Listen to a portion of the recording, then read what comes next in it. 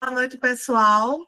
Hoje estamos aqui com o Felipe Moreira, psicólogo, gestalterapeuta, e ele vai trazer para a gente um pouco sobre a introdução, da gestalterapia.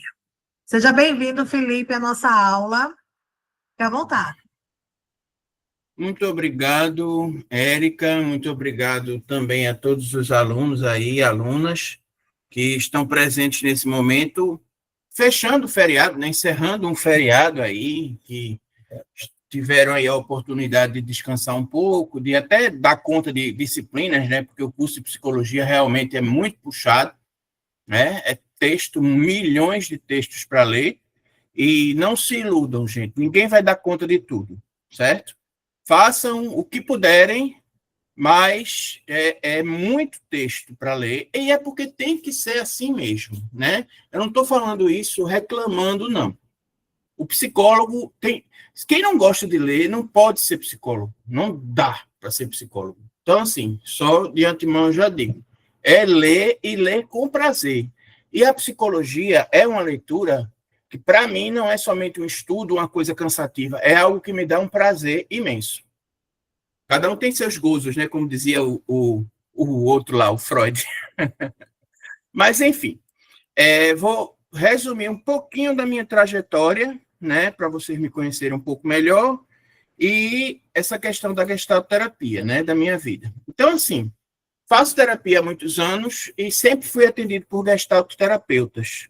Nunca quis mudar de abordagem, embora isso seja muito saudável. E cada um sabe de sua vida. Pensa assim, eu hoje agora vou mudar de terapeuta, vou ver um outro de uma abordagem. É super legal, interessante, né? Procurar outras formas de enxergar para um mesmo fenômeno, né? Como você sabe, né, Érica, e vocês também colegas, ou futuros colegas profissionais, né? Mas desde já colegas, que a questão do fenômeno, né, a fenomenologia é a base de todas as abordagens humanistas. Fenomenologia e o existencialismo são bases filosóficas da abordagem, né? Então, assim, vamos lá. Então, em virtude disso, eu já pisei na Fafiri, né, que hoje chama Unifafiri, com a minha intenção de ser psicólogo e ser gestalterapeuta. Claro, estava lá aberto a outras experiências, a conhecer as outras abordagens, eu já sabia que isso faz parte, né? Porque o curso de psicologia é muito generalista, você estuda, se não todas, algumas abordagens, as mais importantes, né? E acho que a instituição esteja oferecendo, né? E tem isso, e também as áreas de atuação. Então, assim, o pessoal que está aí, seus alunos do terceiro, quarto, e tem gente do quinto período também, né? Então, meio de curso, certo? Eu quero dar umas sugestões, assim, de psi para psi, certo? Antes mesmo da gente falar da questão da teoria, eu acho que é muito importante para todos vocês, gente, que vocês invistam na busca de estágios, certo? Em N áreas de atuação.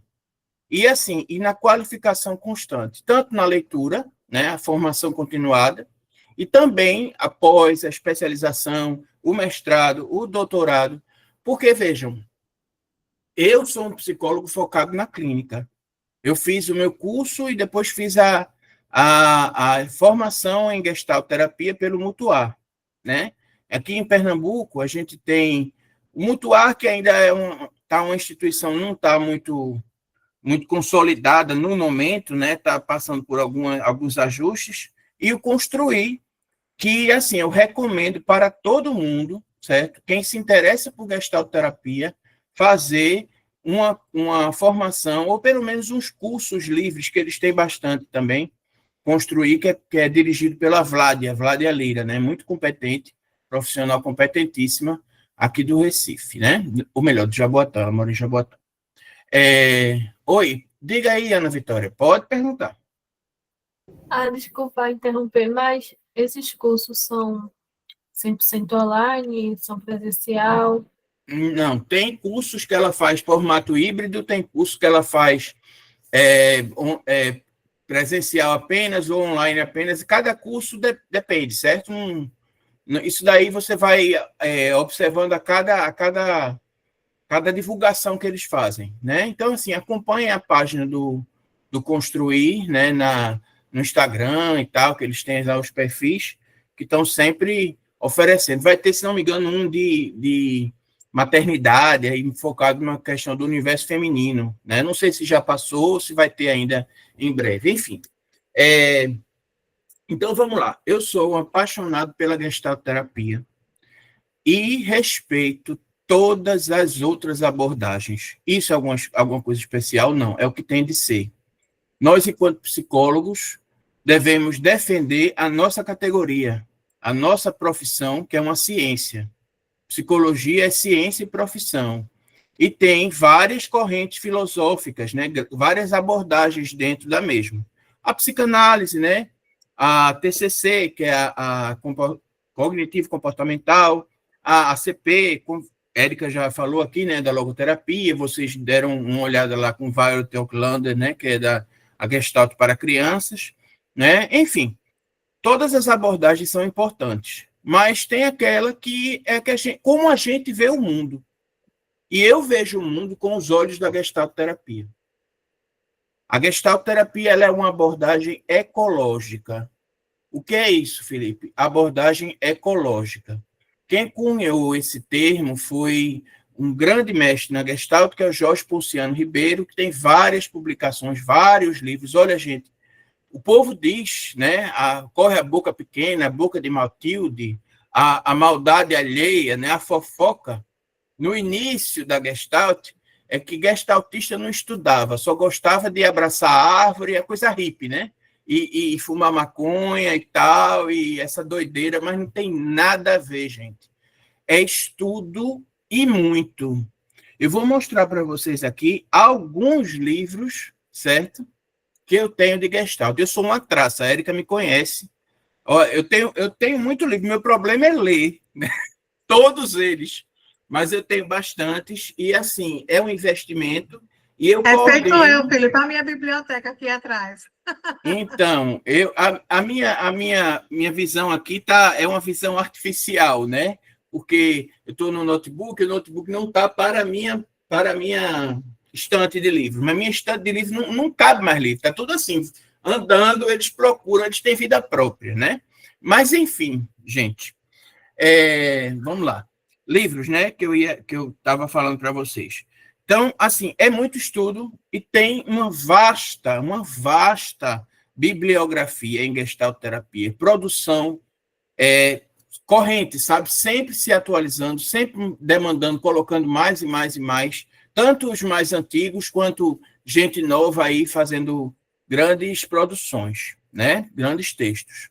Então, assim, eu tenho um grupo de leitura, né? Qual é a diferença, Felipe, de grupo de leitura para grupo de estudo? Grupo de estudo é aquele grupo que você diz assim, o capítulo vai ser tal, que nem na própria faculdade, né? É o nosso, vamos dizer, nossa obrigação ler os textos antes do debate que vai ter na aula, né? É o ideal a ser feito. Mas, assim, isso no mundo de Bob, né? No mundo ideal, né? É o que agora a gente faz o que pode, né? A gente, que eu digo vocês que estão no momento cursando aí, fazendo o curso, né? Eu sei, e Érica também sabe o quanto que é difícil, principalmente para quem tem N ocupações, N obrigações, cuida de casa, trabalha e tal, mas assim, nada é desculpa. Não abraçou, não está no inferno, abraça o capeta. Estou brincando, gente, mas vamos lá.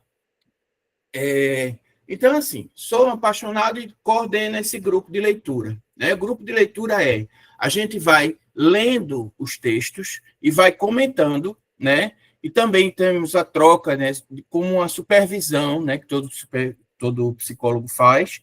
A gente traz os casos, a gente faz uma verdadeira troca, não só de conhecimento, mas também de afeto. É importante, sabe, vocês formarem, desde já, os grupinhos para o estudo, para ficarem sempre se acompanhando uns nos outros, porque a profissão do psicólogo é uma profissão muito solitária. Solitária por assim, identidade mesmo da profissão, né? Mas vamos lá. Érica, antes de a gente falar em Gestalt, eu quero indicar aqui para os seus alunos 2 livros que são fundamentais na base, né, de quem vai abraçar a parte humanista da psicologia. Esse daqui, ó, De Pessoa a Pessoa, do Richard Hickner, que fala de psicoterapia dialógica. É um livro que, assim, faz uma análise, propõe, até assim, ele traz uma própria abordagem como a psicoterapia dialógica, mas isso não vingou muito aqui no Brasil, não. Mas é muito importante para a compreensão do diálogo, do princípio dialógico da psicoterapia, entende? A gestalterapia, não que as outras não tenham diálogo, o foco da gestalterapia, agora trazendo um pouco a brasa para a minha sardinha, é a relação, certo? Vamos lá. Eu fiz, apesar de eu ter feito um curso introdutório... Oi, fala, Érica. Rapidinho, tá? Só pegando o gancho na sua fala, sempre falo, né, em sala de aula, sobre essa questão da relação de ajuda, né, que justamente aí onde as teorias de base humanista, fenomenológica, existencial, elas trazem isso para a nossa prática, né? Uhum. Sim. Então, essa questão, né, do diálogo. O que acontece na gestalterapia que proporciona a cura, ou melhor, isso é o nosso objetivo, né? Cura é uma palavra um pouco gasta e muitas vezes inadequada, né? Mas, assim, vamos dizer, os avanços numa gestalterapia, ele acontece quando a relação está bem consolidada. E aí, a partir do que acontece na sessão, né, o cliente vai se inspirar para mudar o que precisa mudar e conservar o que precisa conservar na relação dele com o mundo. Daí vem a abordagem ecológica. Então, é uma relação com o mundo, tá? Então, é a minha relação comigo mesmo, com minha família, com meus colegas de trabalho, com a sociedade, com a comunidade, até que ponto eu vou me envolver socialmente, nas políticas públicas para brigar pelos meus direitos. Tudo isso são questões relevantes e importantes na consolidação, na melhoria de uma relação minha com o mundo. E também ecológica, não posso deixar de trazer isso, nas muitas leituras que a gente vem fazendo, a gente observa que a natureza é a inspiração enquanto equilíbrio, né, das relações equilibradas para a gestalterapia. Entende? Então, assim, está tudo muito na essência do ser humano enquanto animal mesmo, não no sentido de instintivo, né, de dar vazão a instintos, não é isso. Mas o equilíbrio que existe na natureza, entre os animais, os vegetais, toda a cadeia, né, que existe lá. Você nunca ouviu falar, por exemplo, né, um leão estuprando uma leoa, né? Como aconteceu agora, um animal vestido uma farda de PM estuprou uma moça, né?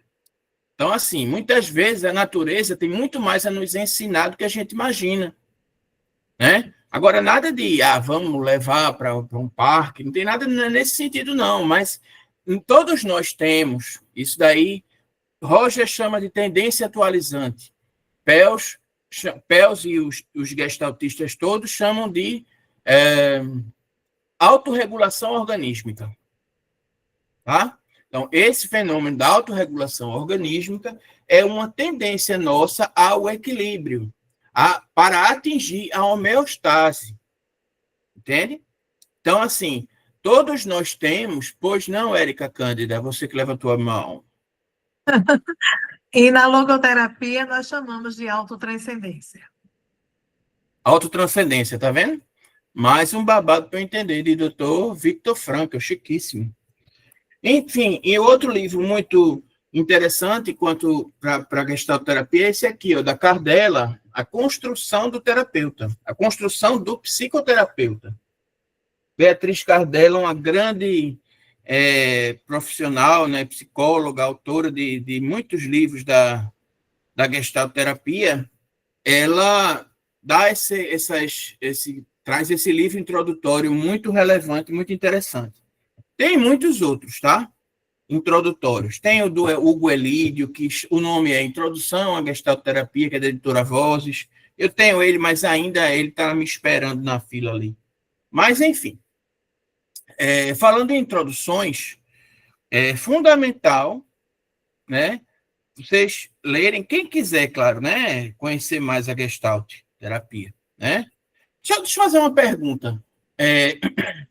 Tem alguém daqui, ou quero saber, que já escolheu a abordagem que vai fazer? É o mesmo sistema lá da Fafiri, Érica, no último ano o estágio, na Novo Horizonte? Isso, é no último ano, né? Tem uma Certo. turma antes deles que já vai para o 8º, próximo semestre. Certo. Aí fez estágio, atendimento, né, e tal, clínica escola, né, mesmo esquema. A clínica escola ainda vai ser aberta, né? Porque a primeira turma de lá da faculdade está nos trâmites. Aí, nessa turma que eu estou falando, né, já tem pessoas que estão inclinadas à logoterapia, por exemplo, né? Eu já estou praticamente ciente de que vai ter supervisão lá em logoterapia. Na faculdade aqui do Cabo, que eu trabalho na Fauchuca, eu tenho uma disciplina específica em logoterapia. E também aí já tem outras pessoas, né, que vão para a logo, sabe? Agora aqui, eles estão gostando, né? O pessoal está gostando da questão humanista, tá? Das abordagens, né, que a gente vem trabalhando. Certo. Mas Então, estão ainda não me conhecendo falaram. ainda, né? Estão conhecendo as abordagens ainda. Agora, deixa eu fazer uma pequena pesquisa aqui. Quem daqui faz terapia? Eu faço terapia. Flávia. Eu faço também. Flávia. Eu também. Certo. Josivaldo, diga aí, moço. Não, é só para dizer que eu estou fazendo também. Joia. Pronto. É importante, né? Tanto para o nosso desenvolvimento pessoal, nosso enfrentamento das nossas questões, e também para esse enfrentamento faz-se necessário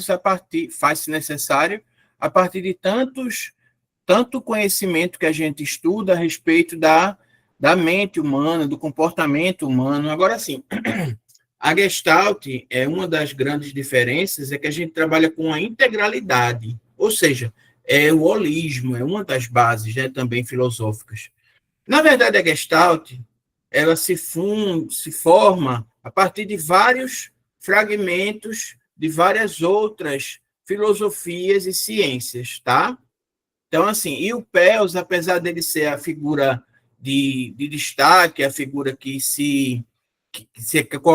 é colocada como o pai da gestalterapia, ele não é pai de nada, né? Ele é um expoente, né, da Gestalt, o que mais apareceu. Mas a mulher dele, a Laura Peirce, tem uma contribuição enorme. Vejam, a fundação da gestalterapia ela se dá em 1951 com esse livro aqui, ó, Gestalt Therapy, né? Que é Gestalt Terapia, a tradução, claro, né? Então, assim, tem esse daqui, publicado em 1942, foi publicado antes, é o Ego, Fome e Agressão, do Peirce também, tá? Então, assim, nesse livro, publicado em 42, ele faz uma revisão da teoria do Freud. Eu quero trazer para vocês aqui uma informação bem interessante, bem relevante, de um livro muito bom, viu, Érica? Esse daqui você pode pedir para eles lerem todinho, tem que ler todinho, e fazer um trabalho. É um livro fininho, tá? Livro fininho, chama A Gestalt Terapia, é de uma autora francesa chamada Chantal Masquelier Savatier. Então, assim, ela traz com detalhes e não é um texto muito longo, muito, sabe, que você viaja, mas não, nada, ela traz, assim, a coisa bem didática. Então, assim, para quem não conhece e quer ter uma noção, esse livro é uma boa pedida, tá? Então, é A Gestalt Terapia, da Chantal Masquelier-Sabatier. Vejam, eu tenho que ler aqui para vocês, eu gostaria de ler um pedaço, é claro que eu não vou tomar muito tempo nosso lendo, mas, assim, eu queria trazer o encontro do Peus com o Freud. Que aí a turma diz sempre, simplesmente assim, Peus brigou com Freud e tal, né? E aí dessa briga surgiu a gestalterapia. Não é simples assim, tá? Então vamos lá. Eu posso ler, gente? Que aí vocês vão entender Sim, pode. basicamente o que é que aconteceu, né? Então vamos lá. Capítulo 2, um caminho integrativo. A gestalterapia nasce da encruzilhada de múltiplas influências, na efervescência do turbilhão intelectual do início do século XX. O itinerário migratório de seus fundadores marca sua origem. Herdeira rebelde da psicanálise, ela se diferencia pela influência da Gestalt-psicologia. Aí tem, viu, gente? Fiquem atentos. Existe uma das bases filosóficas da Gestalt-terapia que chama Psicologia da Gestalt. Psicologia da Gestalt não é a mesma coisa que Gestalt-terapia. Olha a casquinha de banana que pode cair aí na prova de Érica, tá? Qual é a diferença entre psicologia da Gestalt e Gestalt-terapia? Pesquisem, porque não dá tempo de falar tudo aqui, não. Ok? Então, vamos lá.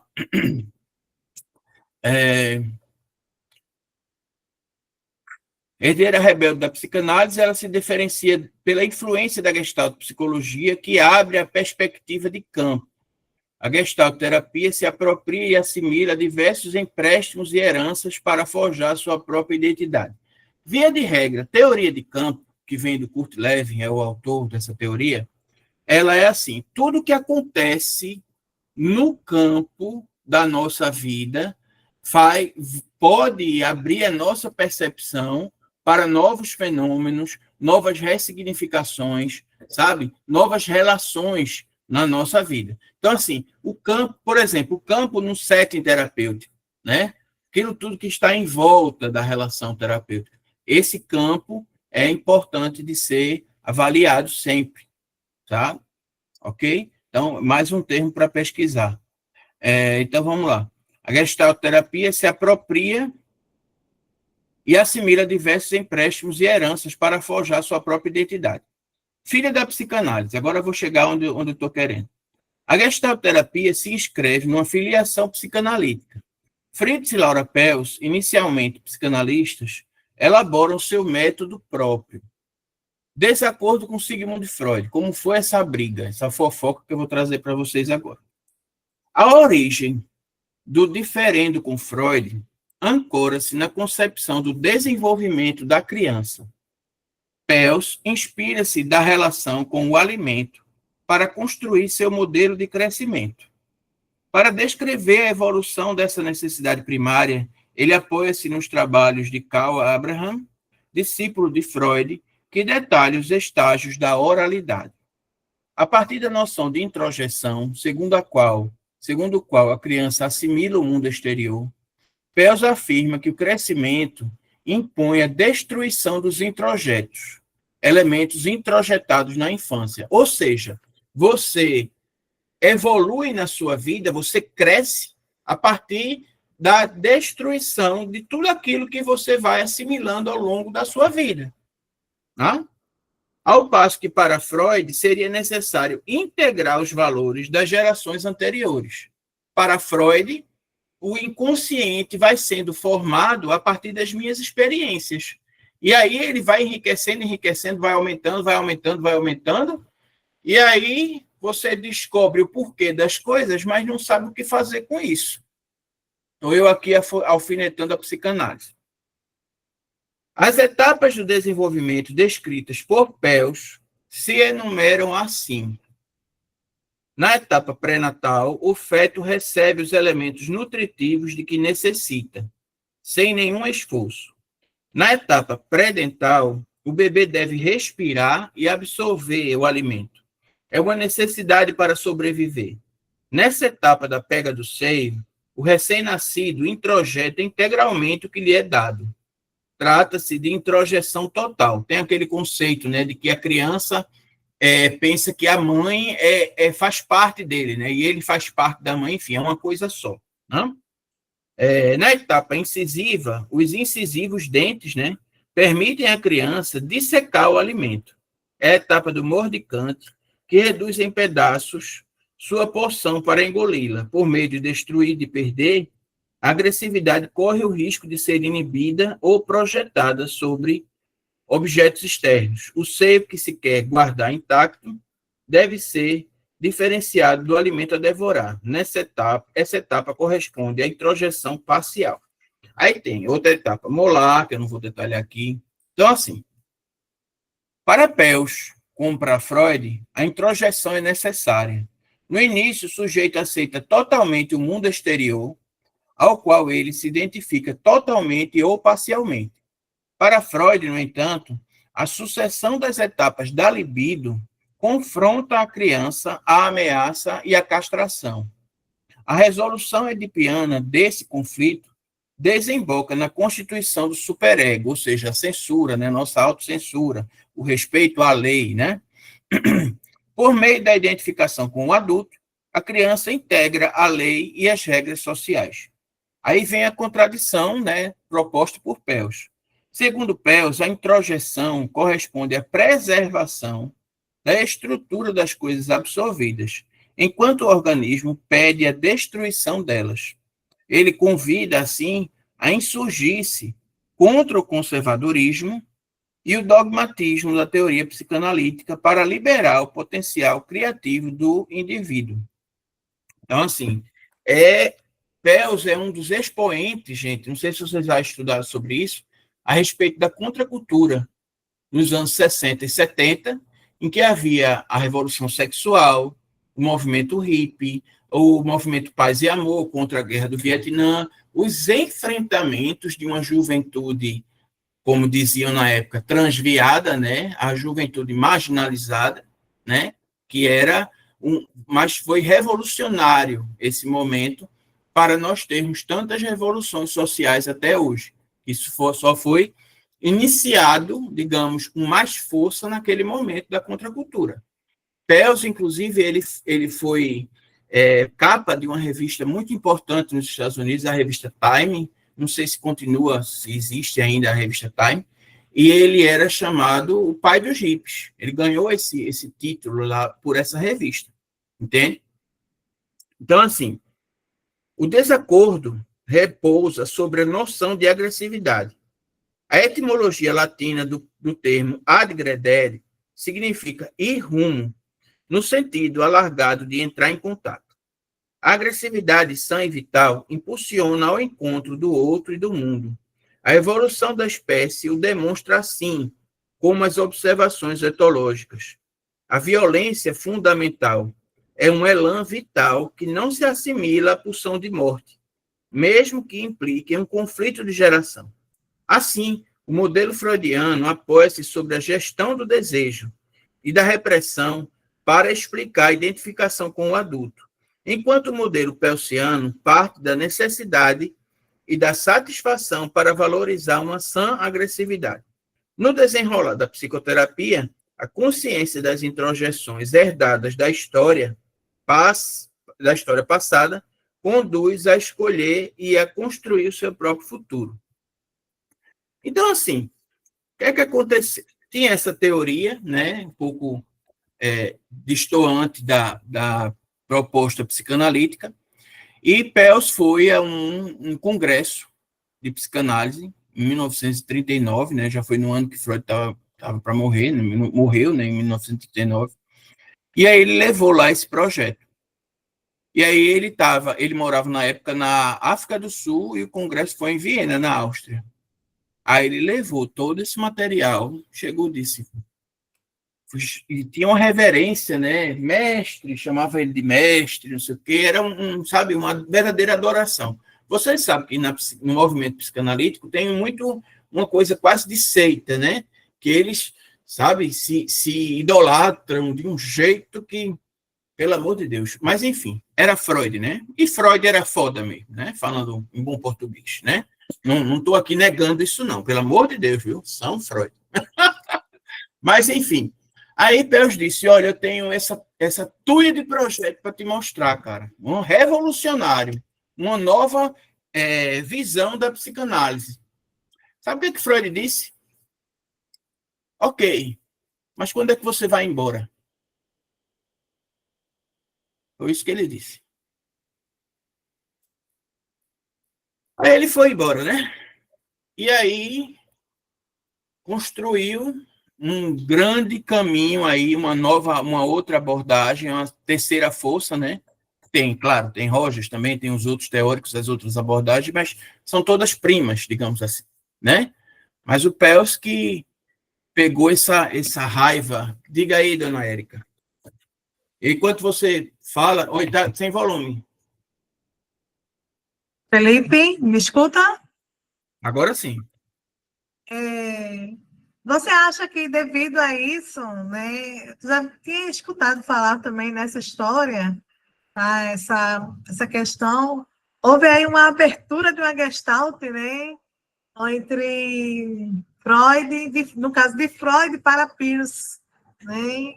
E aí ele traz a gestalterapia a partir desse ponto, né? Uhum. Porque, veja, nessa época, né, que você traz, em século XX, estava aí também acontecendo a Segunda Guerra Mundial ao mesmo tempo, né?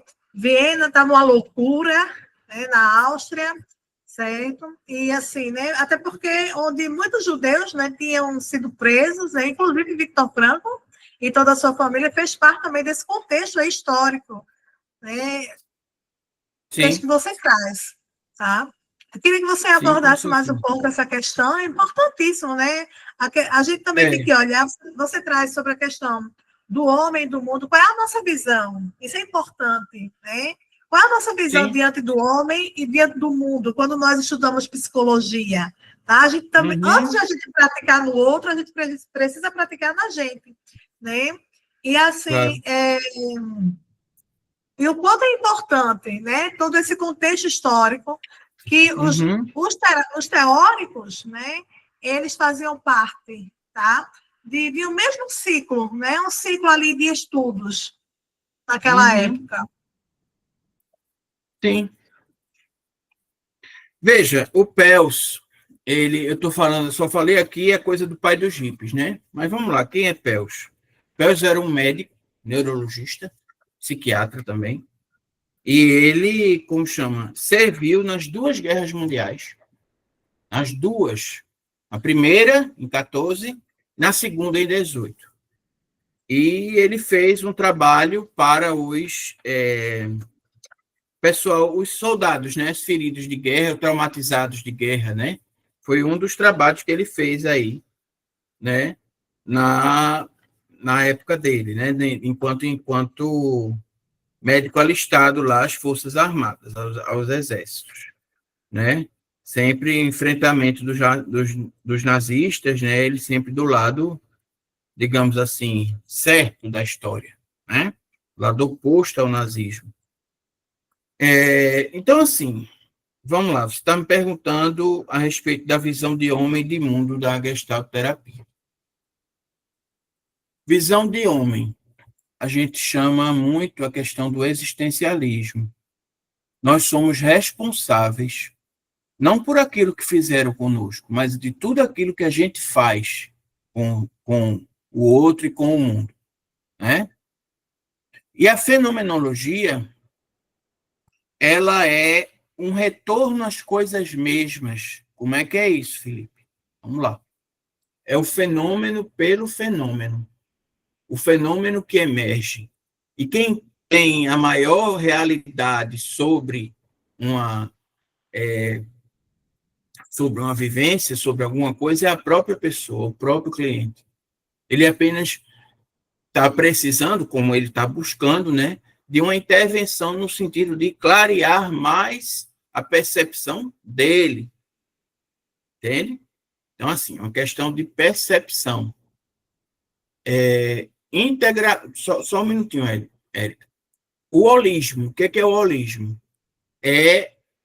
Somos uma coisa só, corpo, espiritualidade, todas as dimensões estão acontecendo aqui agora, sempre. Mas vá, fale, Érica. Sobre a questão, né?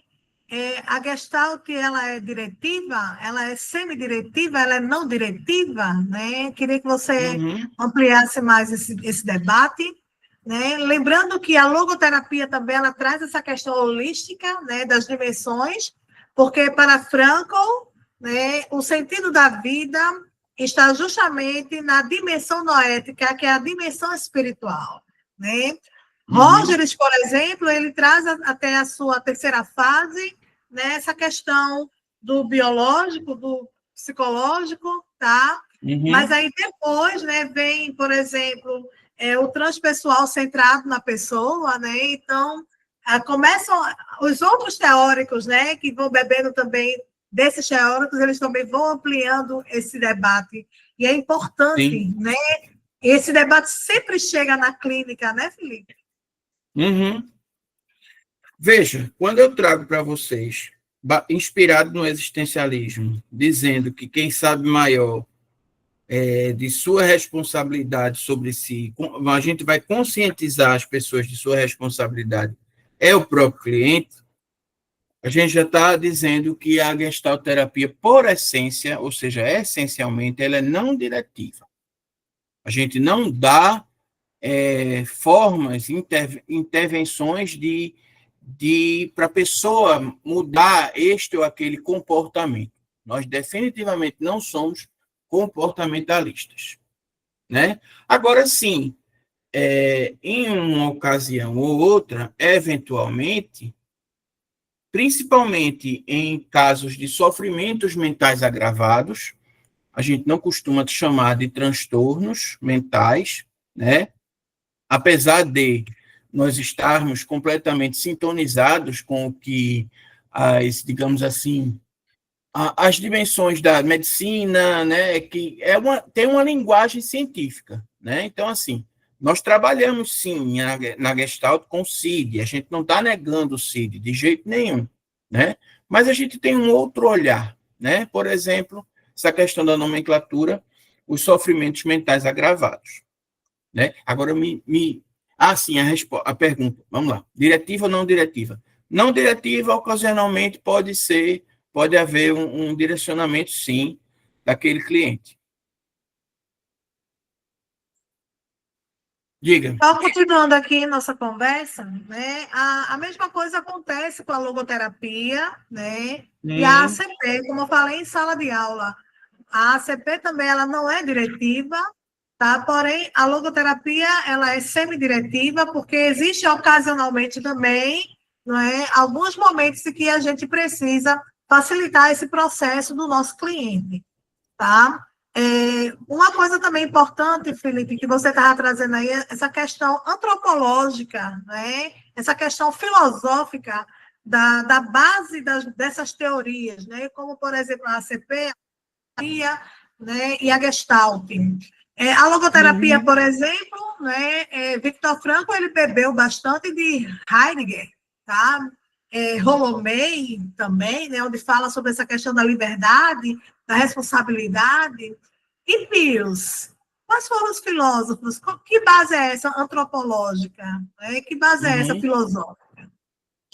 Veja, Sartre, existencialismo, Merleau-Ponty. Agora, assim, de todo o grupo, né, era um grupo dos 7, né, 7 teóricos que construíram realmente a gestalterapia, um que fez a maior produção teórica, realmente, e isso confesso a você, Érica e colegas, para vocês terem uma ideia, o quanto que é importante estar sempre lendo, estar sempre se atualizando. É muita coisa para estudar, é muita coisa para compreender, mas, assim, também não é motivo para desespero, não. Certo? é ter a ciência de que não dá conta de tudo, mas a gente vai devagarzinho, não desistir nunca. Pelo menos os fundamentos a gente tem que trazer. Uma das diferenças que eu considero relevantes, cruciais entre a logoterapia e pelo menos a Gestalt, é que na logoterapia existe essa dimensão nosológica, não é isso? Uma dimensão no sujeito que ele constrói, que ele encontra, é algo a ser encontrado, né? No próprio sujeito, o sentido da vida. Ele encontra. Para a gestalterapia, esse sentido ele é construído. Ele é construído nas relações. Sabe, Érica? Ele é construído na minha relação com o meu terapeuta, na minha relação com os outros, a partir do que eu trago dessa reflexão, né? Então, assim, o sentido da minha vida ele é construído por mim mesmo. Eu tenho responsabilidade por esse sentido. E eu tenho responsabilidade também, por exemplo, a gente trazendo a questão do suicídio, né? Que recentemente eu fiz até uma live sobre o assunto com um educador físico. Então, assim, essa construção do sentido é responsabilidade nossa, mas tem pessoas que não assumem essa responsabilidade e atentam contra a própria vida. E é nosso papel prevenir? É nosso papel ajudar, acolher? Sim, mas não nos responsabilizarmos e nos culparmos, principalmente, por um ato voluntário daquela pessoa, ou então, claro, acometido de um sofrimento mental agravado, né? Principalmente a depressão. Tá? Diga, Gostaria Érica. de novo de pegar esse gancho, né, aqui na tua fala, sobre o sentido encontrado da logoterapia e o sentido construído da gestalterapia, né? Por exemplo, na logoterapia, né, é no sofrimento que nós encontramos o sentido. É na dor, é nesse sofrimento, sabe? E assim, esse sofrimento é como se fosse uma mola motivadora para que eu possa autotranscender, para que eu possa encontrar novos sentidos para a minha vida. Um exemplo rápido e fácil, né? Por exemplo, Cazuza, quando morreu, né, a sua mãe, ela abriu uma ONG, para que pudesse ajudar aquelas pessoas que estavam ali passando por um processo doloroso como aquele. Mas ela teve o seu luto, sim, claro, o filho dela faleceu, né? Mas ela encontrou o sentido da vida na sua dor, entendeu? Ou seja, ela teve uma atitude, né? Ela teve as vivências dela, e a partir dessas vivências, né, ela teve aí alternativas, né? A partir das suas próprias experiências, entende? Então, isso aqui é logoterapia, né? Oportunidades. Não, mas Justo. Assim, o que eu estou pontuando, Érica, não é, por favor, não tome como crítica, não, a abordagem, certo? Se não houvessem diferenças, não seriam duas abordagens. Existe logoterapia, existe gestalterapia e está tudo certo. Justo. Mas na sala de aula, eu digo, gente, nós somos psicólogos, né? Isso. Lá no, na E nossa somos carteira. humanistas também, né? Isso, Tudo certo. Não, eu só complementando, entendeu, Felipe? E assim, eu acho muito legal, né? Na realidade, eu, enquanto pessoa que eu sou, e enquanto profissional também, né? Eu acho muito legal esse tipo de diálogo, entendeu? Porque vai casando. Não tem como a gente, né, separar, entende? O Pels também viveu o horror da guerra, né? Foi, inclusive, teve uma infância muito difícil, foi expulso de casa. Gente, o tempo, infelizmente, né? O relógio... Se fosse um evento espírita, dizer o relógio é materialista, né? Mas, assim, tem alguém que quer fazer alguma colocação antes de eu trazer algumas coisitas mais só para encerrar? Porque vamos até que horas, Érica? Já deu 8 horas. 8 horas. A gente Por fica mim, até olha, mais 8h15. veja, por mim eu fico. Não tem problema não, viu? Até umas 8h15. Aí eu pergunto, vocês estão, qual é a avaliação? Vamos lá, né? Eu queria Para os saber, alunos quem também, quiser falar. como é que tá aí para Quem vocês? quiser falar. É, tá bom. Flavinha, Por mim, pode continuar Lucivaldo, falando aí, que eu estou só aprendendo, só escutando aí para assimilar conhecimento, hein? Por mim, pode continuar que eu estou escutando. Tá certo. Eu também Inclusive, estou ouvindo. Oi, diga, Josivaldo, ia falar mais alguma coisa? inclusive, quando eu comecei a fazer psicologia, eu tinha uma certeza, que Uhum, seria TCC. uhum, Só que logo que comecei o curso, essa certeza dissipou. E eu passei até agora sem determinar realmente a minha abordagem de preferência.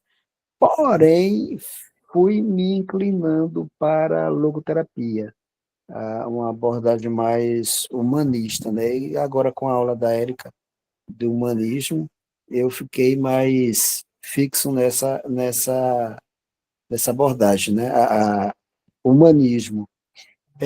Para dizer a verdade, Gestalt eu não conheço bem, eu estou colhendo aqui as informações com vocês para me familiarizar, mas o certo é que eu ficarei na questão do humanismo. certo. Seja bem-vindo. E pessoas que estiverem aqui, que for de outra abordagem, não tem problema não, viu? A gente quebra o maior pau, mas a gente se ama, né, Psi? Tá tudo certo. A gente não precisa pensar do mesmo jeito para cuidar do outro. Não precisa, né? Tem ter visões de mundo e de homem diferentes, mas é tudo ciência, tudo comprovado cientificamente, né? E, enfim, tá tudo ok. Não é isso? Vamos lá, então. Então, veja, eu vou ler um trechinho aqui desse livro introdutório do próprio Pels. Esse livro foi um livro que, como eu disse para vocês, né? Em 42 veio esse aqui, o Ego, Fome e Agressão, para romper com a psicanálise. Em 51, esse aqui que é o tratado mesmo da nossa abordagem da gestalterapia, né? Um livro profundíssimo, muito mesmo, carregado mesmo de teoria, né? Um livro muito importante, é fundamental, é basilar. Mas, assim, para chegar, né, tem esse aqui, que é dos clássicos, foi o livro que Pels colocou para vulgarizar, né, popularizar a abordagem. Então, assim, a gente vai fazer agora, me permita antecipar o capítulo de Vale Tudo, nós vamos entrar numa festa agora. A festa na mansão de Reutemann, tá? Que Pels vai narrar para vocês essa festa. Claro que eu estou brincando aqui com coisa de novela, mas vocês vão entender por quê. Vamos lá. Um homem entrando num recinto cheio de gente, por exemplo. Ah, não, pera. Vamos lá. É esse aqui mesmo. Ele está trazendo a questão de figura e fundo, que é um conceito importante em gestalterapia. Tudo que é figura é o que emerge, é o que está em evidência. E o fundo é o que dá a base para aquela figura, é o que está no redor, ao redor, no entorno, no campo, né? Então, assim, ora o que está no fundo emerge como figura, ora o que está em figura emerge para o fundo. Então, assim, isso são com vários conceitos que, assim, não dá nem tempo de eu trazer aqui para vocês, mas, como eu falei, tem os livros introdutórios e tem os nossos... Tchau, Ana Cristina. André Cristina. Então, assim, tem os livros introdutórios em que a gente vai pesquisando mais. Então, vamos lá. Vejamos como esse princípio opera numa situação simples. Suponhamos que o recinto seja uma sala de estar por ocasião de um coquetel. A maior parte dos convidados já está presente. Os retardatários estão chegando aos poucos. Entra um recém-chegado. É um alcoólatra crônico e quer desesperadamente um drink. Para ele, os outros convidados, as cadeiras e sofás, os quadros nas paredes, tudo será de pouca importância e ficará em segundo plano. Irá direto ao bar. De todos os objetos da sala, este será o primeiro plano para ele. Agora entra outro convidado. É uma pintora e a anfitriã acaba de adquirir um de seus quadros. Sua primeira preocupação é descobrir como e onde está pendurado o quadro. Ela selecionará a pintura entre todos os objetos do lugar. Como alcoólatra, estará completamente desinteressada das pessoas e rumará para o seu trabalho como um pombo-correio. Ou tomemos o caso de um rapaz que veio à festa para se encontrar com a atual namorada. Ele vai esquadrinhar a multidão, procurará entre os rostos dos convidados, até que a encontre. Ela será o primeiro plano, todo o resto, o fundo. Para um convidado perambulador, que esvoaça de um grupo em grupo, de conversa em conversa, do bar ao sofá, da anfitriã à caixa de cigarros, a sala parecerá diferente diversas vezes. Enquanto está falando com um grupo, aquele grupo e aquela conversa serão primeiro plano. Quando no final de sua prosa ele se cansa e decide sentar-se, o lugar vago no sofá será o primeiro plano. À medida que seus interesses variam, muda sua percepção da sala, das pessoas e objetos nela, e até a percepção de si próprio. Primeiro e segundo planos são intercambiáveis e não permanecem estáticos, como, por exemplo, para o jovem namorado, cujo interesse é fixo e invariável. Agora vem nosso último convidado. Este, como muitos de nós em coquetéis, em primeiro lugar não queria vir e não tem interesse real em tudo aquilo. Para ele, toda a cena permanecerá desorganizada e sem sentido, a menos e até que ocorra algo que o faça fixar seu interesse e atenção. O que é que eu estou falando aqui? O que é que Peirce falou aqui? A Gestalt é uma abordagem que traz a percepção como ferramenta fundamental. A realidade não existe por si só. Claro que existem as questões reais, né? Mas o que pode mudar a realidade é a nossa mudança de percepção de algo que está acontecendo conosco. É o nosso interesse para onde olhar, né? É a ampliação desse leque perceptual, né? Que faz com que a pessoa ressignifique as condutas e as relações e aí vá mudando. O foco da gestalterapia é a relação. Então, assim, eu vou trazer aqui ninguém melhor do que o próprio Peirce para responder essa pergunta que muitos de vocês estão fazendo, se não já fizeram. E é Gestalt. O que é Gestalt? Vamos lá. Peirce dizendo: a escola da psicologia que desenvolveu essas observações é a chamada escola gestáltica. Gestalt é uma palavra alemã para a qual não há tradução equivalente em outra língua. Uma Gestalt é uma forma, uma configuração, o modo particular de organização das partes individuais que entram em sua composição, ou seja, num todo. A premissa básica da psicologia da Gestalt é que a natureza humana é organizada em partes ou todos, que é vivenciada pelo indivíduo nestes termos, e que só pode ser entendida como uma função das partes, ou todos dos quais é feita. Ou seja, o todo é maior do que a soma das partes. Certo? É uma integralidade. Agora, deixa eu trazer aqui, Érica, estou vendo aqui pelo nosso horário também, não estou doido de prender o povo no feriado. Vamos lá, fazer minhas propagandinhas aqui dos meus livros. Primeiro do meu grupo, né? A gente pode começar um grupo nas sextas-feiras,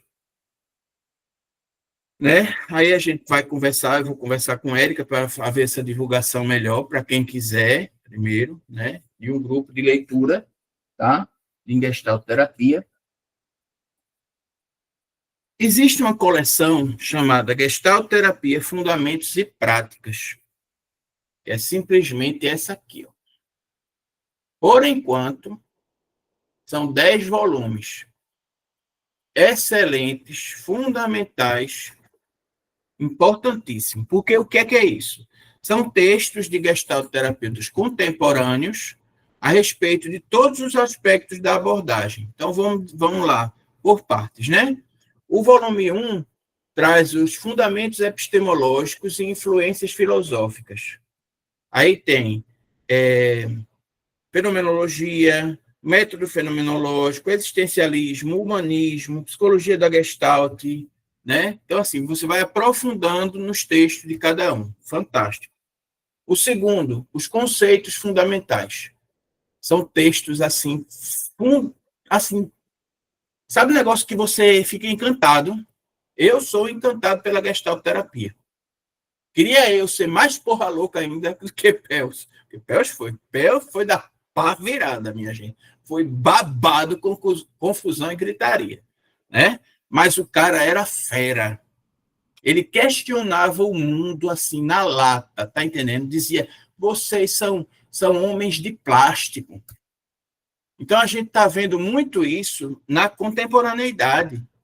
Hoje em dia todo mundo só quer aparecer, só quer até a inteligência. O ser humano abriu mão da própria inteligência e está usando a inteligência artificial. Homens de plástico é o que vocês são.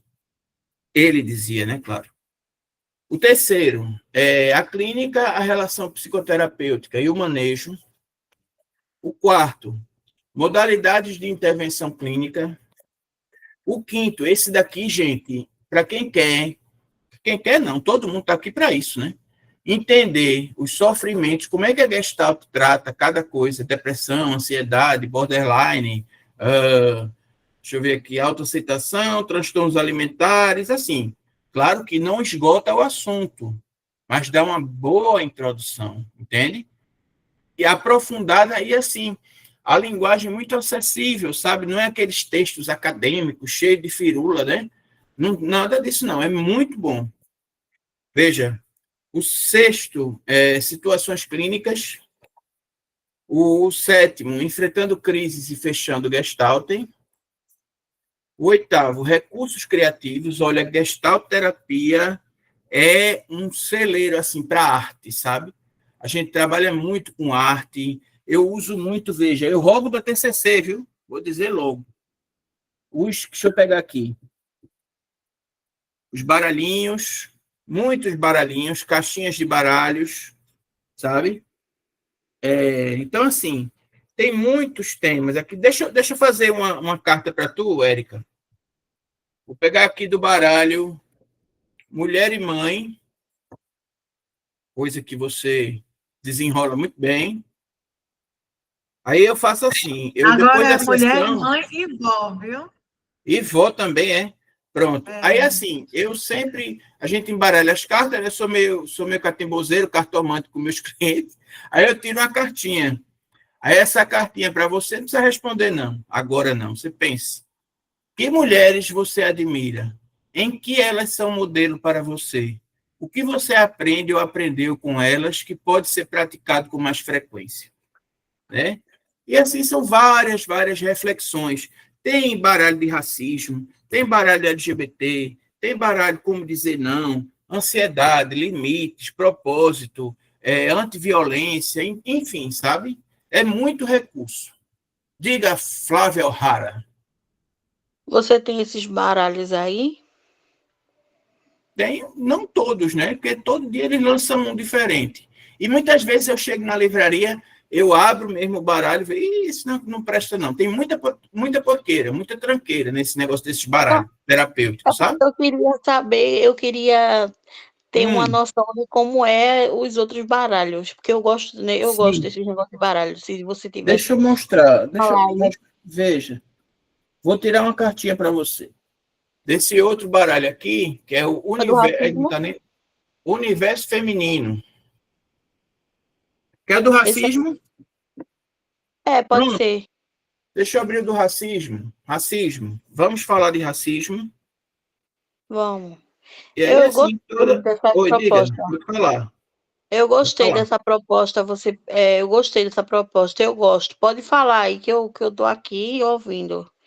Vamos Baralho abrir uma Gestalt agora. Você topa a resposta. Olha, ela já tem aí, ó, caixinha anti-medo. Eu tenho anti-pânico. Que babado. Esse é novo, não conheço não. Ó, outra aí, já tem outra. Essa menina, ela é cativoseira também, é cartomante também, ela é babado demais. Então, Eu esse gosto daí de. dá autoestima, Aí tá eu. vendo? Aham. Ótimo. E eu, é assim, porque quando eu vejo um modelo desse assim, eu Hum. geralmente crio, né, eu crio um modelo parecido desse para mim, entendeu?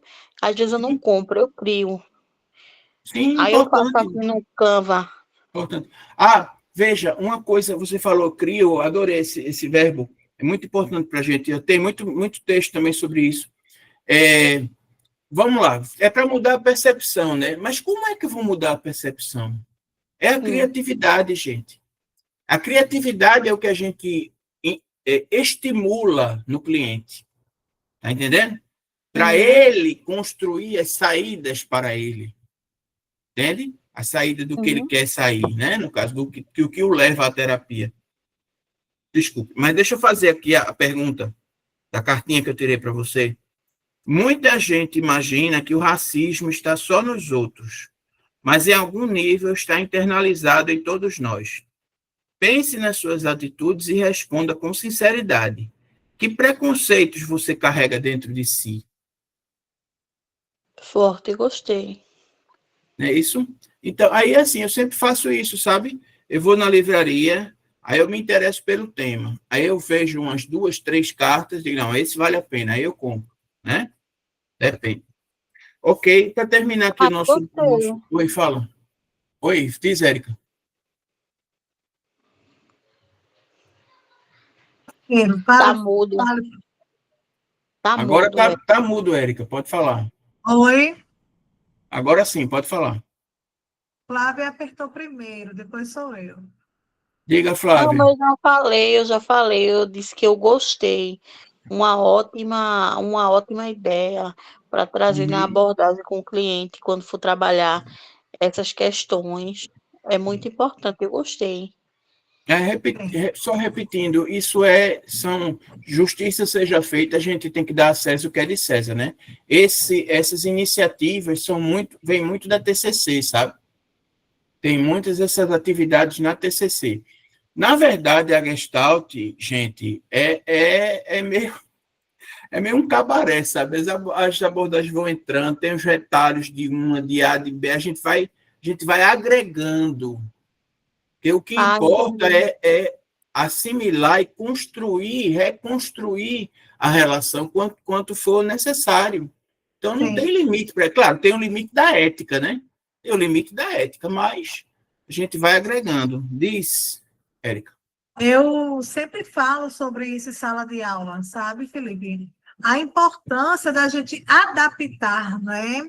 A Hum, nossa prática, nós precisamos ter a nossa base, né? Por exemplo, a sua base é a Gestalt, a minha base é a logoterapia. Mas isso não significa que nós devemos ser pessoas enrijecidas, não. Jamais. A gente deve, né? E a gente deve praticar também as outras de uma forma ética, né? Lembrando que o nosso código de ética do psicólogo, ele está totalmente respaldado nos direitos humanos, onde a gente sim, vai facilitar esse processo, né, sim. diante das demandas do nosso cliente, tá? Seja na Uhum, clínica, seja na escola, seja no hospital, o importante é que o psicólogo ele acolha a demanda, né? O importante é que o psicólogo ele se aproxime do sujeito e assim ele facilita esse processo para que o sujeito ele possa compreender, né, que ele é livre e ele é responsável pela sua isso, vida.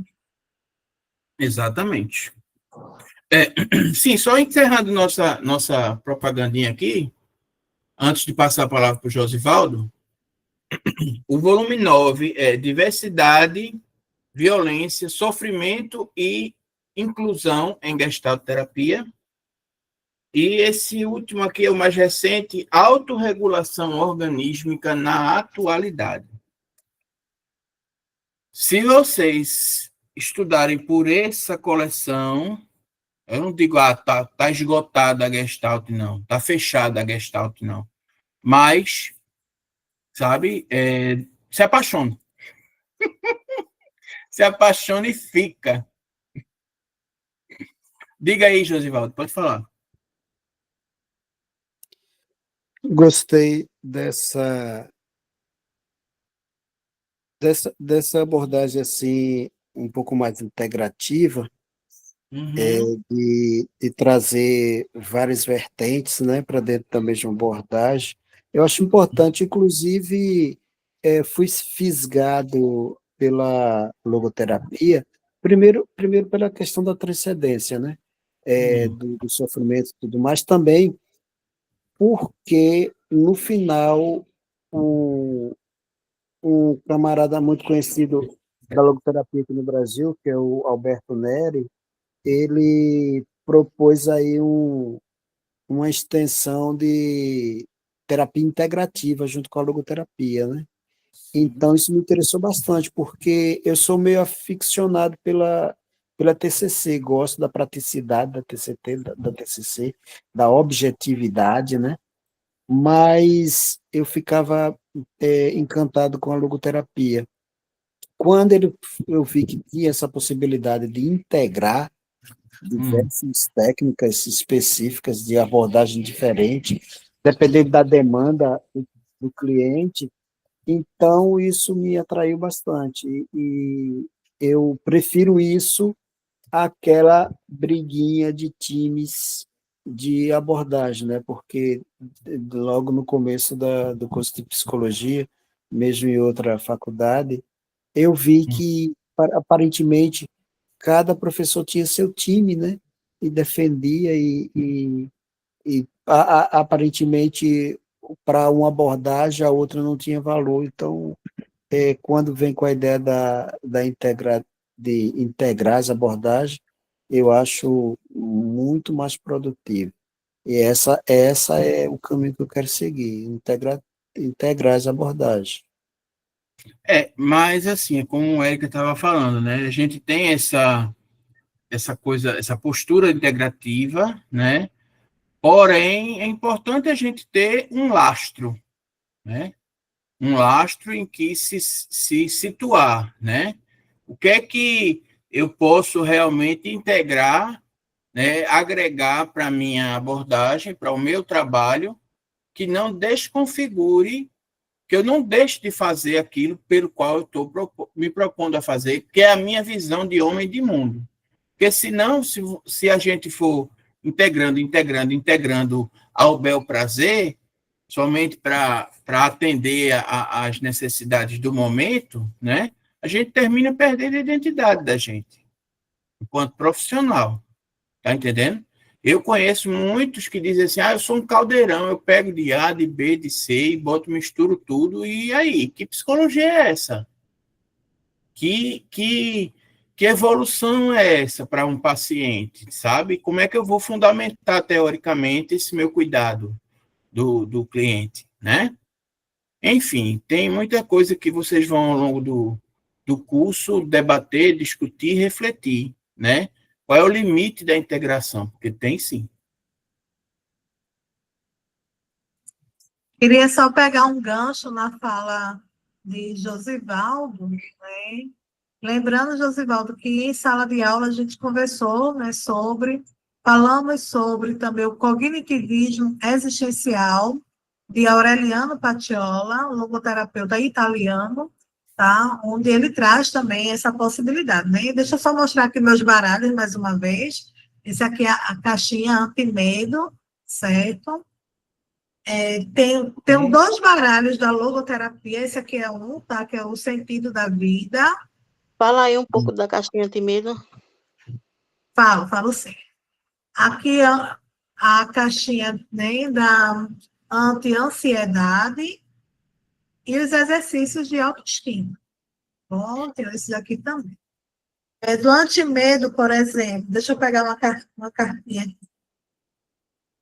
Geralmente eu embaralho, né? A gente joga as cartas, né, Felipe? É. E aí, Mas por legal. exemplo, tentar de novo e sim de obter o mesmo resultado. Você já pensou nisso alguma vez? Quando e por quê? Né? tem medo de tentar novamente. Então, são reflexões que nós temos, né, diante dessas caixinhas aqui. Eu acho muito legal, porque facilita bastante, assim como o Felipe trouxe muito bem colocado na sua fala sobre a questão da criatividade, da arte, né? Nós podemos trazer música, poesia. Por sinal, Felipe, Josivaldo, ele é artista, tá? Ele é poeta, ele até fez uma música recentemente, né, há um certo tempo, que foi... me recorda aí, o Moinho, Moinho, Rede Moinho. o Moinho Amarelo, o Moinho Olha aí que Amarelo, legal. tá? Muito legal mesmo. Felipe trouxe aqui algumas sugestões de leitura em logoterapia, desculpa, em gestalterapia, tá? E eu vou trazer as minhas também, que eu vou até levar para a sala de aula. Eu tenho este livro aqui de Pierce, tá?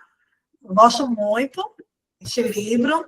Comprei na época da faculdade, gestalterapia Terapia explicada, explicada, maravilhoso. tá? Tenho este aqui. Este aqui é o Pierce, tá, gente? Já no fim da vida, né? Aham. E eu tenho este aqui, que eu acho maravilhoso. Não apresse o rio, ele corre Ele corre sozinho. sozinho. Barry Stevens. Maravilhoso. É um livro em gestalterapia, tá Esse bom? daí é bem assim, detalhista, né? Ele traz os detalhes de cada situação do que estava acontecendo lá na comunidade de Exalém. É bem legal. Sim, né? É, Só pelo título dele, né? Esse Não Apressar o Rio, ele corre sozinho, é justamente sobre essa relação, a relação de ajuda, né, Felipe? Né? Onde a e a gestalterapia. natureza, né? Questão da Sim, natureza, né? Não a questão. apressar o rio, ele corre sozinho, é a sabedoria da natureza aplicada à nossa vida, né? Onde a gente pode se inspirar para ser mais criativo, para ser mais leve, para aceitar as coisas como elas são. Porque muitas vezes não tem movimento, grande movimento necessário. A gente não vai descobrir a pólvora, não, para o cliente, sabe? Muitas vezes essa mudança, a cura, entre aspas, a awareness, como a gente chama, né, vem da ressignificação e de aceitar as coisas como elas estão, como elas são. Né? Falando em arte... Oi, diga, Érica. Pode Desculpa, falar. Felipe. E mais uma vez, né, nessa aproximação da Gestalt com a logo, né, a logo vai trazer a questão dos valores. E os valores criativos, né, os valores de experiência está também, por exemplo, ao contemplar a natureza, né, e isso é muito importante. Sim. Tem um poetinha, um poeta contemporâneo, ele é cantor também, ele é um cara muito legal de São Paulo, sabe? Até ele veio aqui na Bienal para fazer uma palestra, assim, uma palestra muito tocante, muito interessante, né? Que ele teve uma experiência como, inclusive, doutor da alegria. E, assim, um belo dia, lá há muitos anos, em 2018 ainda, antes da pandemia, eu, passando por uma livraria, vi esse livro aqui, esse título. Eu tenho sérios poemas mentais. Eu achei muito curioso, folheei e comprei o livro. E é bem interessante, sabe? Assim, os textos dele são muito curtinhos e de um forte teor emocional que bate fundo na alma. Muitas vezes eu também encerro as minhas sessões com meus clientes com uma poesia, certo? E eu uso muito a obra do Pedro Salomão, né, que não é um Drummond da vida, né, um Fernando Pessoa, longe disso, né? É um cara que está aqui, podia estar em uma faculdade nossa, enfim, cara, cabeça nossa mesmo. Então, eu quero fazer o seguinte, eu vou, vou terminar minha participação, e aí depois a gente pode debater, discutir um pouco mais, né, dos conteúdos que eu trouxe aqui hoje para vocês, né, eu vou fazer com Érica vai ser a minha cobaia, certo? De um livro que eu sempre trabalho com meus clientes, que é o meu preferido do Pedro, que é esse aqui, ó, Querido Coração, Cartas de um Poeta para Emoções Doloridas. Então, Érica, olha que legal, que ele eu até levei, eu sou muito fresco, eu fui lá levar os livros todinho para ele autografar. Aí ele botou aqui, com amor para Felipe Moreira, que honra saber que minha arte é uma ferramenta de cura nas suas mãos, e é mesmo, sabe? O cara é fantástico. Eu vou dizer as emoções, Érica, e você diz o que é que você está sentindo no momento, aqui agora, here and now, certo? De todas essas emoções, aí, claro, eu vou ler a que você escolheu. É uma cartinha.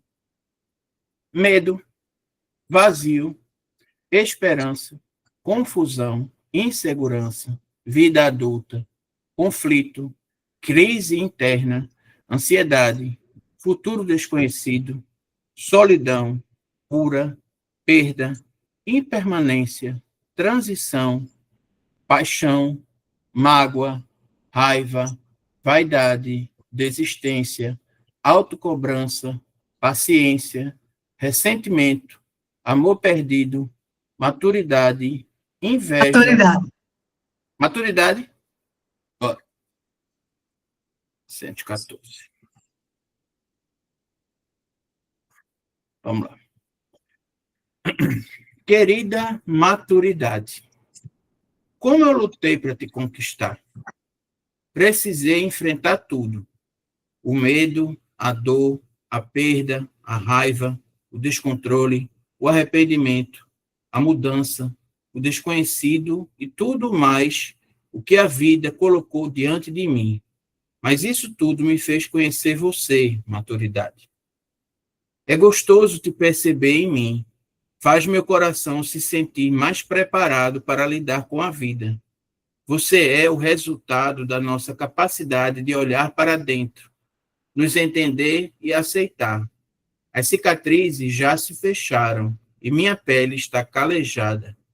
Há alguns anos eu escrevi: tem dias que minha alma não tem pele. Tudo queima, tudo arde, tudo dói. E hoje olho para trás e consigo compreender muito melhor as situações que enfrentei e que me deixavam tão confuso com a vida. Tudo graças a você, maturidade. Hoje minha alma tem pele e carrega consigo muitas histórias. Histórias cheias de falhas, de tropeços, de amores, de aprendizados, de risadas, de arrependimentos, de acertos.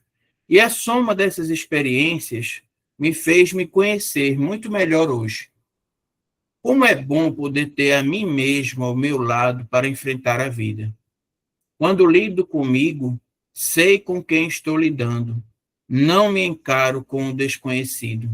A maturidade me fez ser A maturidade me fez ser meu amigo, aceitando meu lado bom e meu lado ruim, minhas forças e minhas vulnerabilidades, meus pontos de luz e pontos de trevas, meu lado amigo e meu lado insuportável. Graças a você, hoje eu penso antes de falar e reflito antes de agir. Você me mostrou o valor de me calar e me deu maior precisão ao falar. Maturidade, você é o autocontrole, o autoconhecimento, a experiência própria. Você é o manual de instrução da vida que tanto pedimos quando somos jovens. Você é a conclusão das vivências, é uma conselheira sábia, é uma amiga de verdade. Você estará comigo até o fim, se aprimorando e me ensinando todos os dias. Obrigado por me apresentar o valor do respeito e da empatia. A sabedoria se constrói com a maturidade, lado a lado. São frutos da mesma árvore, que se rega com o tempo, se aduba com a experiência e se poda com a autorreflexão. Como foi isso para você? É sobre Como é que você está isso. se sentindo aqui agora, Érica Cândida? Eu, uma mulher plena, com todas as gestaltes abertas e fechadas, Mas ele não é um fofo. muito amoroso comigo mesma, sabe? Essa questão do amadurecimento emocional, esse amadurecimento psicológico, não falo de idade, né? Mas eu falo de de força, de Tem muita esperança. gente que fica velho e não amadurece. Justamente, né? Eu falo de força, de esperança, de perseverança, de acreditar em você, né? De você, de fato, vivenciar o amor próprio, entendeu? Sim. E o amor próprio em todos os sentidos, em todas as esferas da vida. Não falo só Uhum. de amores românticos, mas eu falo de amor pela vida. Sim. Fala, Oi, poeta. Josivaldo. Gostei muito aí, especialmente esse assunto assim da maturidade, porque a maturidade ela não é garantida só com a passagem do tempo, né? Muitas vezes se passa o tempo e simplesmente a pessoa não amadurece, porque não trabalhou, não elaborou aquelas vivências todas que foi mencionada aí na poesia, né?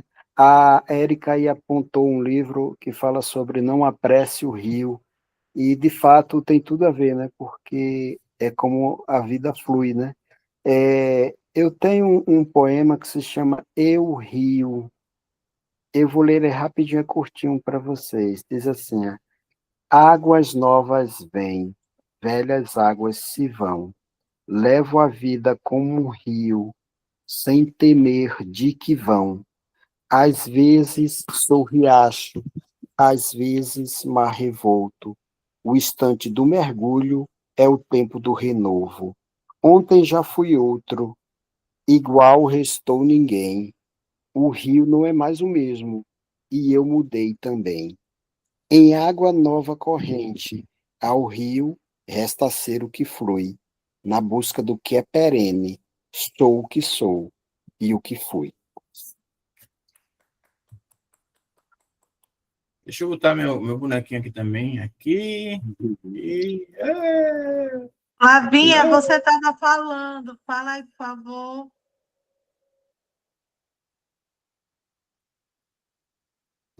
Ele estava falando, Josivaldo, que o homem que ele foi, né, que ele conheceu, é comum, não é um Drummond. A gente tem Josivaldo na nossa faculdade, um homem comum, que faz os poemas e os versos dele lá Sim, para sim, sim. É importantíssimo, assim, belíssima a poesia, viu, Josivaldo? Não estou sendo político, não, viu? É porque eu não vou me candidatar para o ano, não, viu? Olha, Não estou precisando de voto, não. Seu poema é belíssimo. E já foi publicado esse? deixa eu te mostrar. Hum. Acabou de sair. Tá aqui, ó. Olha que coisa linda, cara. Saiu na Bienal, foi a você... capa. Não, não foi só na Bienal, não. É uma publicação independente. Poemas Sim, Ajudei a patológicos. escolher essa capa, não foi? Ajudei. tá Poemas lindo, lindo, um divã, patológicos né? para amores Vira ele, destrambelhados. Josivaldo. Oi? Vira assim, sim. A gente não A, tá a vendo completo, contracapa. não. A gente não tá vendo completo, não, o livro não. Coloca o livro deitado. Sim, sim, sim. Assim. Tô vendo a capa. Tá vendo, não, mulher? Tá bom, eu já vi que eu também escolhi, mas Tá a vendo, não? gente tem que... Tá vendo, não? Ok, gente. Tá, a gente viu. Tá, ok. Eu quero, assim, diga, Érica, conduz aí para concluir, né? Felipe, só te agradecer, né? Agradecer também aos alunos que se fizeram presente, tá? Quanto aprendizado, né? Eu também estava aqui aprendendo bastante com você, e muito obrigada, tá? E se você quiser fazer suas considerações finais, deixar uma mensagem, e depois eu gostaria de que o pessoal abrisse as câmeras, que é para a gente tirar um print, tá bom? Da tela. Aí, quando você encerrar com a sua mensagem, eu vou parar a gravação, ok? Eu já li o texto aqui do Pedro Salomão, né? Não vou mais ler alguma mensagem, não. Somente para agradecer a confiança e o convite, certo? De toda forma, né? Por mais que eu, eu peço desculpas se alguma falha aconteceu, mas eu estou aqui à disposição também para escutar as sugestões, as críticas, o que é que vocês acharam. Isso é importante, né? Esse feedback para para mim mesmo, né? Quem quiser se colocar, fale agora ou cale-se para sempre. Só agradecer, professor. Obrigado pela disposição e da Érica pelo prontidão aí para planejar isso para a gente. Joia. Obrigada por estar conosco essa noite, né? Trazendo um pouco da sua experiência, da sua abordagem. Valeu mesmo. Muito obrigada. Joia. Foi muito bom, foi muito bom. Pessoal, vamos abrir a câmera rapidinho, só para a gente tirar um print. Deixa eu encerrar a gravação.